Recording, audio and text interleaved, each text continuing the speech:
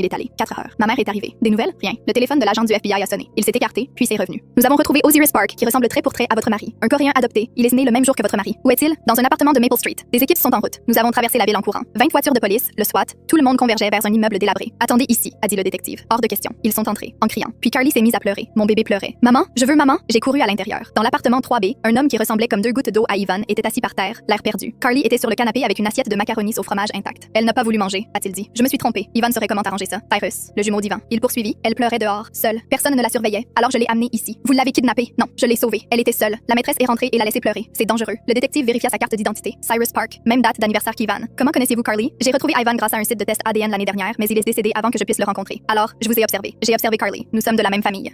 Il nous montra son mur de photos, la nécrologie d'Ivan, notre faire-part de mariage, l'annonce de naissance de Carly, toutes imprimées et bien rangées. C'est ma nièce. La maîtresse l'a laissée seule. Elle pleurait. La famille, c'est sacré. Cyrus, elle n'était pas seule. Vous l'avez emmenée. Personne ne l'a aidée. Pendant 5 bonnes minutes, j'ai compté. Il a montré un carnet rempli d'observations détaillées sur 6 mois. Les heures d'arrivée et de départ, les horaires, les allées et venues des enseignants, les moments où les enfants étaient sans surveillance. Aujourd'hui, ils l'ont laissée seule pendant 5 minutes et 13 secondes. C'est de la négligence. Le FBI l'a confirmé. Cyrus était la sœur jumelle d'Ivan, séparée à la naissance et adoptée par des familles différentes. Autiste, à haut potentiel, incapable de comprendre les limites. Il pensait l'avoir sauvée. Je l'ai nourrie. Je lui ai donné du jus. J'ai mis Bluey. Je l'ai protégée. Le psychiatre a recommandé une thérapie plutôt que la prison. Au cours de l'année suivante, grâce à des visites supervisées et à une thérapie, Cyrus a appris à respecter les limites. Il s'est excusé à sa manière.